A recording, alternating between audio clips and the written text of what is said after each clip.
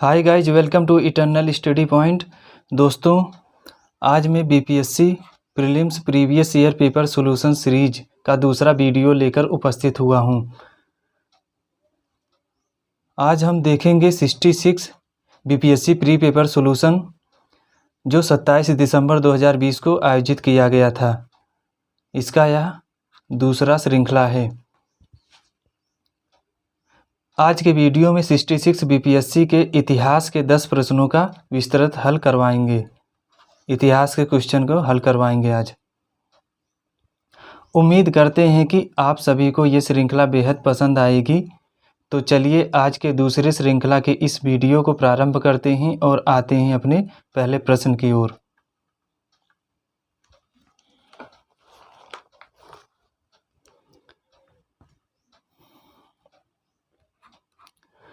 चंपारण में इंडिगो के किसानों की दशा की ओर गांधी जी का ध्यान किसने आकर्षित किया? यहाँ पर 5 ऑप्शन दिए गए हैं।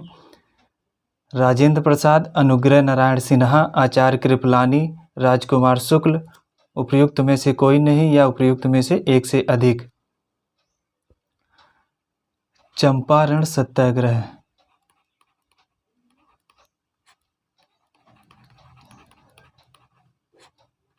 उन्नीस 1917 ईस्वी।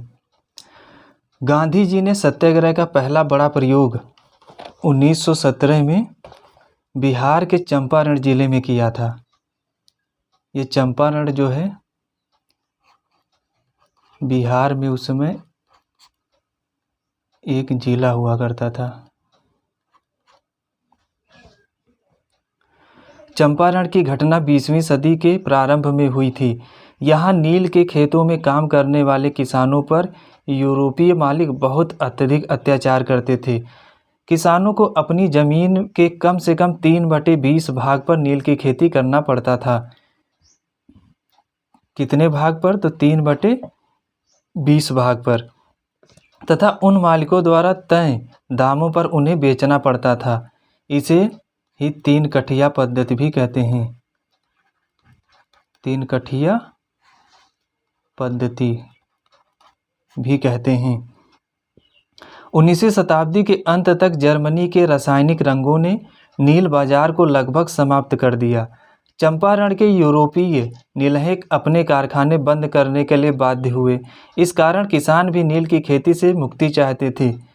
अंग्रेज नीलहों ने इसका फायदा उठाया और उन्हें अनुबंध से मुक्त करने के लिए लगान और अन्य गैर कानूनी करों को बढ़ा दिया। तब 1917 ईस्वी में चंपारण के एक किसान, जिनका नाम था राजकुमार शुक्ल,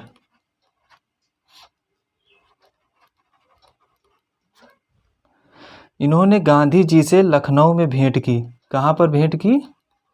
लखनऊ में, उत्तर प्रदेश की राजधानी लखनऊ में, और उनसे चंपारण आने का आग्रह किया।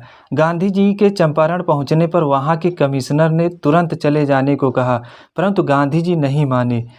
बाबू राजेंद्र प्रसाद, जेबी कृपलानी, महादेव देसाई, मजहरुल हक, नरहरि पारिक तथा ब्रजकिशोर थे। सरकार ने पूरे मामले की जांच के लिए एक आयोग गठित किया। गांधी जी को भी उसका सदस्य बनाया गया। गांधी जी आयोग को यह समझाने में पूर्णतया सफल रहे कि 3 कठिया प्रणाली समाप्त होनी चाहिए और जो धन अवैध रूप से वसूल किया गया उसके लिए हर्जाना दिया जाना चाहिए। यूरोपीय नीलहे किसानों को 25% राशि वापस करने के लिए राजी हो गए। कितने प्रतिशत? 25%। गांधी जी ने इसे स्वीकार कर लिया। इस प्रकार गांधी जी द्वारा चलाया गया पहला सत्याग्रह सफल रहा। एनजी रंगा ने महात्मा गांधी को चंपारण सत्याग्रह का विरोध किया। एनजी रंगा एक ऐसे व्यक्ति थे जिन्होंने महात्मा गांधी के चंपारण सत्याग्रह का प्रबल विरोध किया था।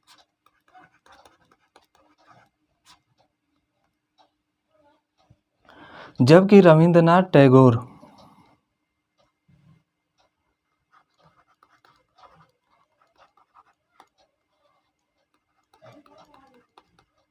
रविंद्रनाथ टैगोर ने महात्मा गांधी रविंद्रनाथ टैगोर ने चंपारण सत्याग्रह के दौरान ही इन्हें महात्मा की उपाधि दी। किन्हें? महात्मा गांधी को इन्होंने ही महात्मा की उपाधि दी।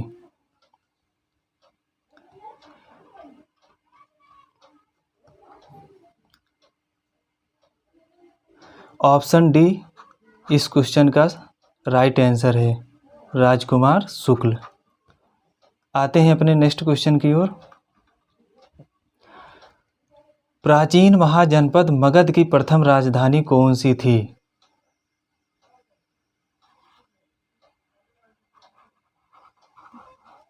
ये है अपना प्यारा राज्य बिहार। बिहार में गंगा नदी के तट पर ही ये सोन नदी हो गई और ये गंगा नदी, तो यहीं पर है पटना, जिसे पहले पाटलिपुत्र भी कहते थे। तो यही सब मगध महाजनपद के अंतर्गत आता था। तो क्वेश्चन में पूछा जा रहा है कि प्राचीन महाजनपद मगध की प्रथम राजधानी कौन सी थी? अगर हम इसके प्रारंभिक राजधानी की बात करें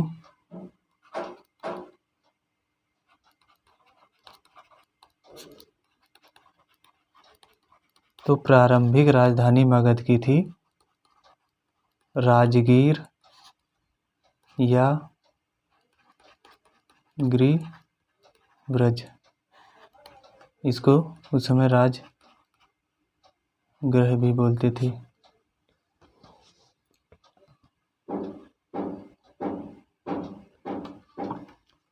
बाद में पाटलिपुत्र स्थानांतरित हुई।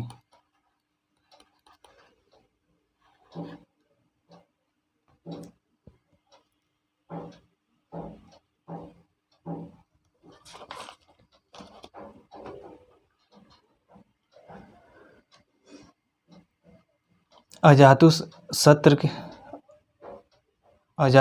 के समय राजगीर मगध की राजधानी हुआ करती थी, लेकिन इसके पुत्र उदयन ने गंगा और सोन नदी के संगम पर पाटलिपुत्र या कुसुमपुर नामक नगर की स्थापना की तथा राजगृह से अपनी राजधानी वहां स्थानांतरित की। इसके बाद आता है जब शिशुनाग वंश,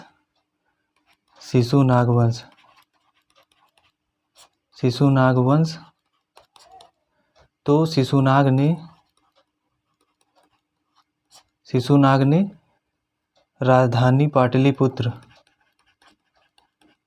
राजधानी को पाटलिपुत्र से स्थानांतरित करके वैशाली ले गया। इसके बाद शिशुनाग वंश में ही कालाशोक शासक ने वैशाली से पुनः पाटलिपुत्र में राजधानी को स्थानांतरित किया।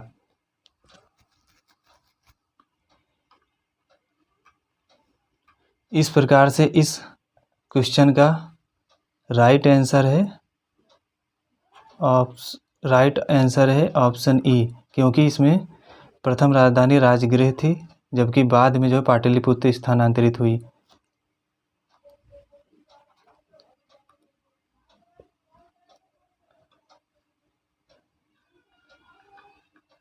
आते हैं अपने नेक्स्ट क्वेश्चन की ओर। स्वामी सहजानंद सरस्वती निम्न में से किससे संबंधित थे?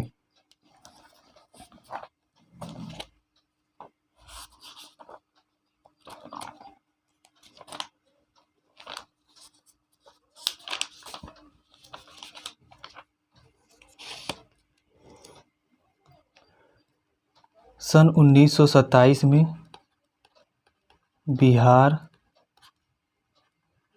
किसान सभा का गठन हुआ। इसके गठन का श्रेय स्वामी सहजानंद को जाता है।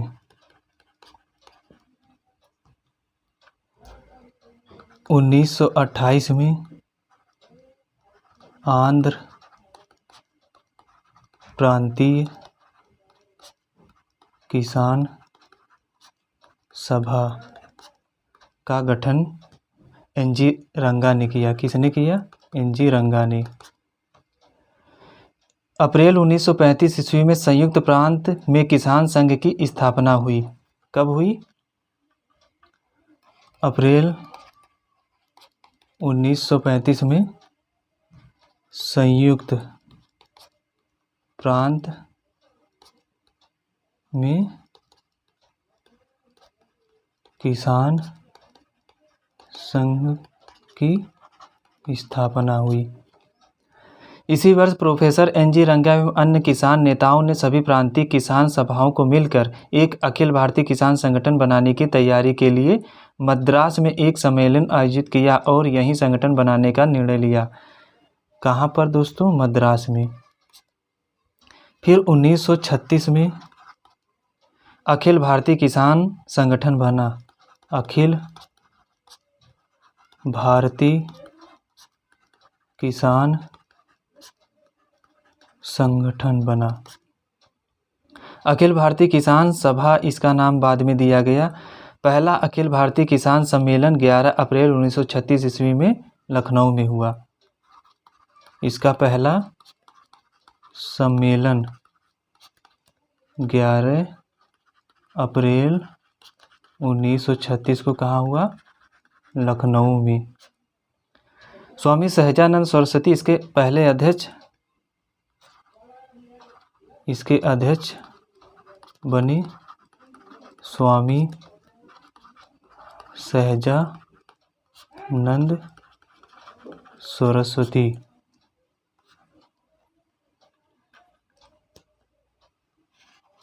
और इसके महासचिव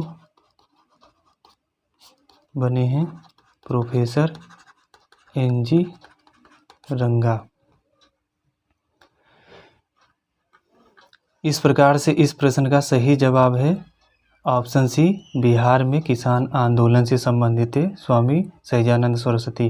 नेक्स्ट क्वेश्चन, निम्न में से कौन सा भारत में गांधी जी का प्रथम सत्याग्रह आंदोलन था जिसमें उन्होंने सविनय अवज्ञा का प्रयोग किया?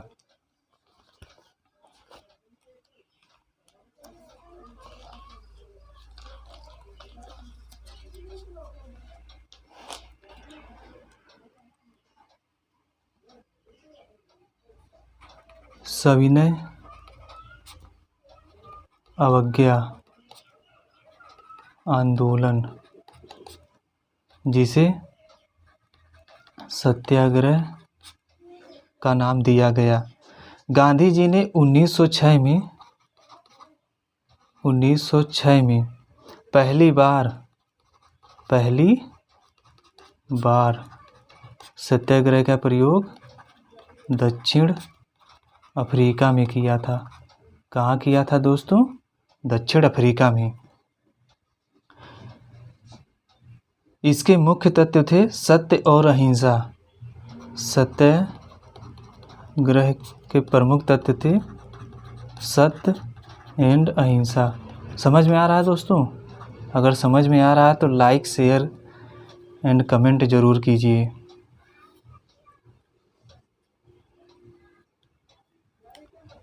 किंतु भारत में उनका चंपारण आंदोलन प्रथम सत्याग्रह आंदोलन था। अगर हम सत्याग्रह का पहला प्रयोग तो दक्षिण अफ्रीका में किए थे, लेकिन अगर हम भारत की बात करें तो भारत में बिहार के चंपारण जिले में 1917 में अपना पहला सत्याग्रह प्रयोग किए थे। पहला सत्याग्रह का प्रयोग किए चंपारण सत्याग्रह, और इसी चंपारण सत्याग्रह में ही इन्होंने सविनय अवज्ञा का प्रयोग किया था। तो इस क्वेश्चन का राइट आंसर है ऑप्शन ए, चंपारण। आते हैं अपने नेक्स्ट क्वेश्चन की ओर। निम्न में से किस हड़प्पन नगर में जुते हुए खेतों के साक्ष्य मिले हैं? कालीबंगन, धोलावीरा, मोहनजोदड़ो, लोथल, या इनमें से एक से अधिक, या कोई नहीं। आप लोग अच्छी तरह से जानते हैं कि सिंधु घाटी सभ्यता सबसे पुरानी सभ्यता मानी जाती थी। सिंधु घाटी सभ्यता के अंतर्गत ही कालीबंगा एक प्रमुख स्थल है। यह राजस्थान, ये रहा राजस्थान का मैप।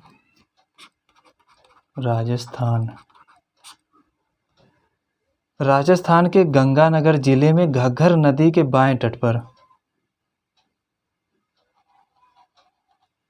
घग्गर नदी के बाएं तट पर ही यहाँ पर स्थित था कालीबंगन।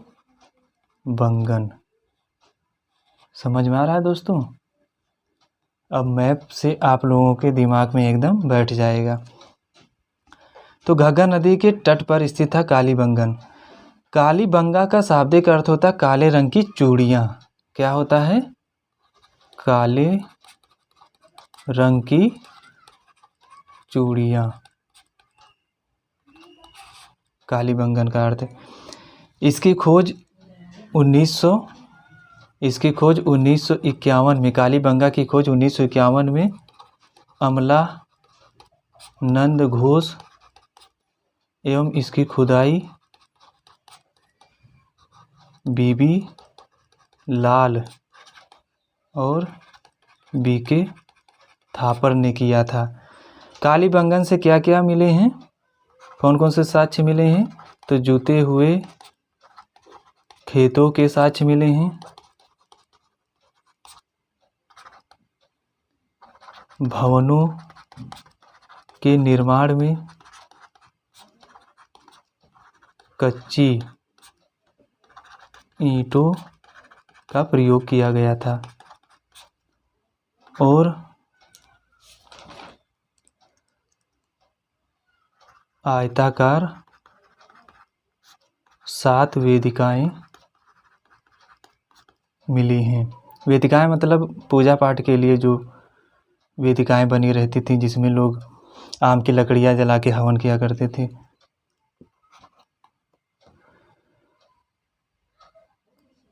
और कालीबंगा में शवों का जो संस्कार किया जाता था वह 3 विधियों, वहाँ पर 3 विधियों का प्रयोग किया जाता था। इस प्रकार से इस प्रश्न का राइट आंसर है ऑप्शन ए, कालीबंगन।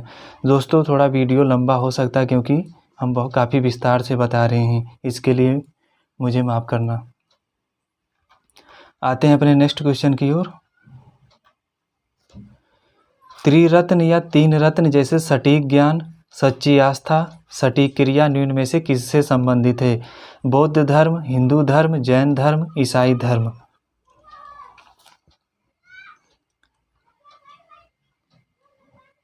आप लोग अच्छी तरीके से जानते हैं जैन धर्म के संस्थापक कौन थे?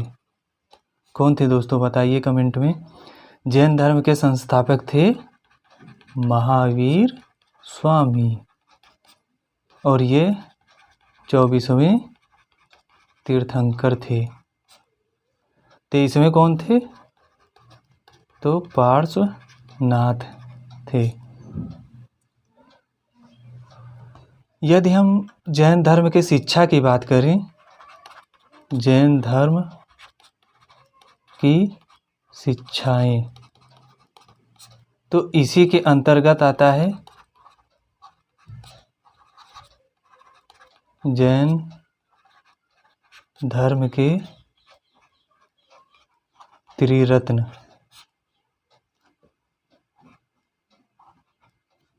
जैन धर्म के त्रिरत्न कौन कौन से हैं? तो सम्यक दर्शन, सम्यक ज्ञान, सम्यक आचरण। सत्य में विश्वास को ही सम्यक दर्शन कहते थे। संद्रूप का शंका विहीन तथा वास्तविक ज्ञान सम्यक ज्ञान कहलाता था। सांसारिक विषयों से उत्पन्न सुख और दुख के प्रति समभाव सम्यक आचरण कहलाता था। इसमें आचरण पर सर्वाधिक बल दिया जाता था। और बौद्ध धर्म में भी त्रिरत्न, बौद्ध धर्म में भी त्रिरत्न हैं। ये कौन कौन से हैं? बुद्ध, धम्म एवं संघ। इसलिए दोस्तों कंफ्यूज मत होना है इन दोनों के बीच में। यहाँ पर ये देखो त्रिरत्न तो दोनों में कॉमन है, लेकिन यहाँ पर विस्तार से दिया हुआ है कि सटीक ज्ञान, सच्ची आस्था और सटीक क्रिया। तो सटीक ज्ञान का मतलब हो गया सम्यक ज्ञान, सच्ची आस्था का मतलब सम्यक दर्शन हो गया, और सटीक क्रिया का मतलब आपकी क्रिया कैसी है, मतलब आचरण कैसा है। आशा करता हूँ कि आप लोगों का कन्फ्यूजन दूर हो गया होगा। इस प्रकार से 16वें क्वेश्चन का राइट आंसर है ऑप्शन सी, जैन धर्म।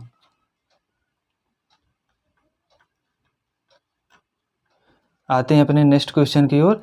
इनमें से किस शासक ने चतुर्थ बौद्ध संगीति कश्मीर में आयोजित की थी?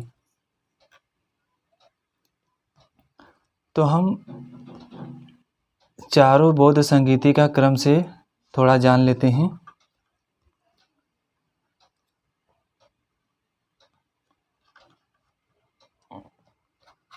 प्रथम बौद्ध संगीति, उस समय के शासक कौन थे?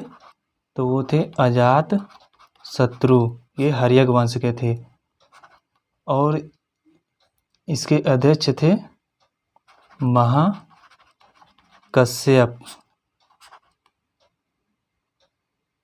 और इस समय संकलन जो किया गया था वह सुत पिटक एवं विनय पिटक का संकलन किया गया था, और यह आयोजित हुआ था 483 ईसा पूर्व में। अगर हम सेकेंड बौद्ध संगीति की बात करें, उस समय शासक थे कालाशोक नागवंश के, और यह वैशाली में आयोजित किया गया था, और इसके अध्यक्ष थे सुबुकामी थे, और यह 283 ईसा पूर्व में हुआ था।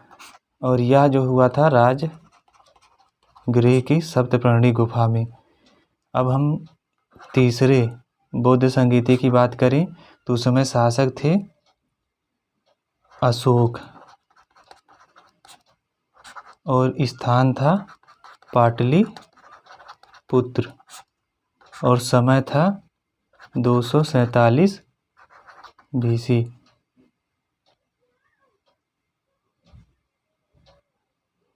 और इसके अध्यक्ष थे, इस आयोजन के अध्यक्ष थे मोगली पुत्र तिस्य।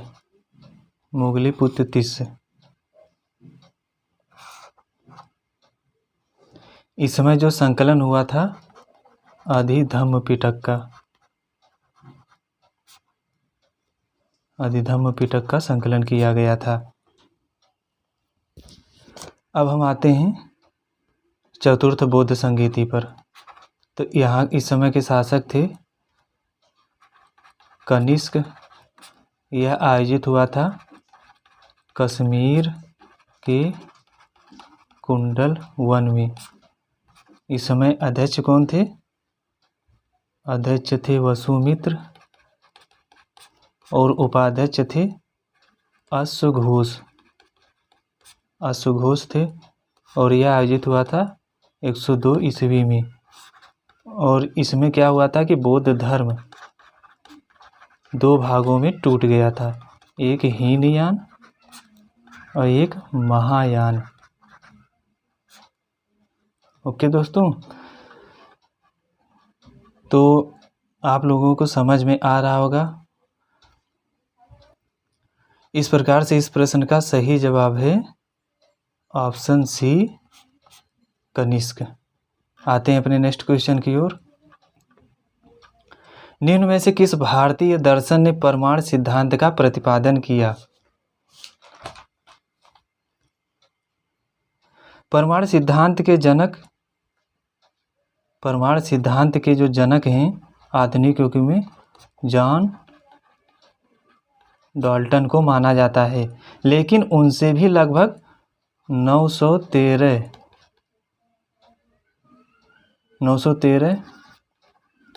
ईस्वी पूर्व एक ऋषि थे जिनका नाम था कणाद। क्या नाम था दोस्तों? कणाद ऋषि थे। इन्होंने वेदों में लिखे सूत्रों के आधार पर परमाणु सिद्धांत का प्रतिपादन किया था।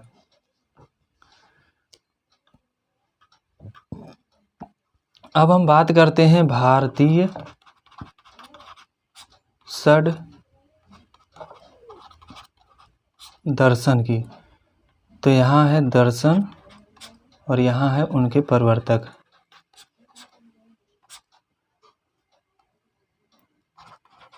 न्याय दर्शन के प्रवर्तक महर्षि गौतम थे। सांख्य दर्शन के प्रवर्तक कपिल। योग के महर्षि पतंजलि।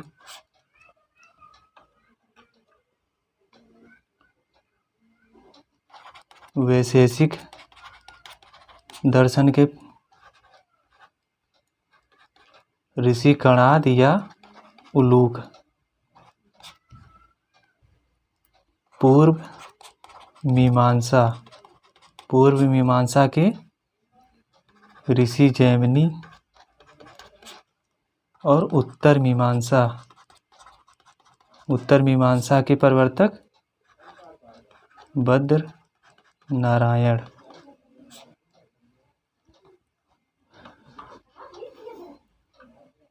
इस प्रकार से इस क्वेश्चन का राइट आंसर है ऑप्शन डी, वैशेषिक। आते हैं अपने नेक्स्ट क्वेश्चन की ओर। किस दिल्ली सुल्तान ने रक्त एवं लोह की नीति अपनाई? तो आपने नाम सुना होगा गयासुद्दीन बलबन, जो बहुत ही डेंजरस शासक था। 1 मीटर से ज़्यादा लंबी इसकी दाढ़ी हुआ करती थी।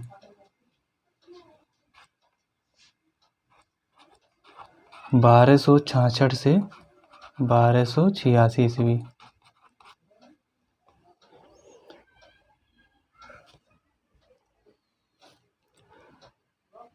इसने उलोग खां, जिल्ली, इलाही जैसी उपाधियां भी धारण कर रखा था। यह इल्तुतमिश के चालीसा दल में भी शामिल था। इसके राज्यारोहण के समय दिल्ली सल्तनत कई आंतरिक व बाहरी समस्याओं से घिरी हुई थी। उस समय मंगोल विद्रोह चरम पर था। इसके समय में सबसे ज़्यादा बड़ी परेशानी मंगोलों द्वारा उत्पन्न की जा रही थी। अतः इन तत्वों से निपटने के लिए बलबन ने लोह और रक्त की नीति अपनाई। कौन सी नीति अपनाई दोस्तों? लोह एवं रक्त की नीति अपनाई। इसने तुर्कान ए चिहलगानी अर्थात 40 दल को भी समाप्त कर दिया, क्योंकि उसमें के सरदार जो है काफ़ी मजबूत थे और वो किसी को भी जो है गद्दी से हटा सकते थे और किसी को भी शासक बना सकते थे। इसलिए खतरे को देखते हुए इसने 40 दल को ही समाप्त कर दिया। इस प्रकार से इस प्रश्न का सही जवाब है ऑप्शन बी, बलबन। आते हैं अपने नेक्स्ट क्वेश्चन की ओर। नेक्स्ट क्वेश्चन है, कौन सा मध्यकालीन भारतीय साम्राज्य व्यापक स्तर पर स्थानीय स्वशासन के लिए प्रसिद्ध था? तो पल्लवों के सामंत थे चोल। ठीक, अगर हम चोल साम्राज्य की बात करें तो ये रहा दक्षिण भारत का मैप। यहाँ पर है कावेरी नदी और पेन्नार नदी, कावेरी और पेन्नार, इसके बीच में जो है चोल साम्राज्य फैला हुआ था। चोल साम्राज्य के जो संस्थापक थे, यानी कि इसकी जो स्थापना किए थे, उनका नाम था विजयालय। चोल वंश में कई शासक हुए, जैसे विजयालय, परांतक, फर्स्ट राजराज प्रथम, राजेंद्र प्रथम। राजराज जो प्रथम थे, राजराज प्रथम, ये शैव धर्म के अनुयायी थे और इन्होंने ही तंजौर में बृहदेश्वर मंदिर का निर्माण करवाया और यह तंजौर में स्थित है। चोलकालीन चतुर्भुज नटराज शिव जी की जो मूर्ति है, कांस्य प्रतिमा, विश्व की श्रेष्ठतम प्रतिमा रचनाओं में से एक है। यानी नटराज प्रतिमा यह चोलों की ही देन है। चोल सम्राटों द्वारा एक विशिष्ट शासन व्यवस्था का निर्माण किया गया। इसमें प्रबल केंद्रीय नियंत्रण के साथ ही बहुत अधिक मात्रा में स्थानीय स्वशासन भी थी। क्या था? स्थानीय स्वशासन। और चोल सम्राट का पद वंशानुगत था। इस प्रकार से इस प्रश्न का राइट आंसर है ऑप्शन बी, चोल।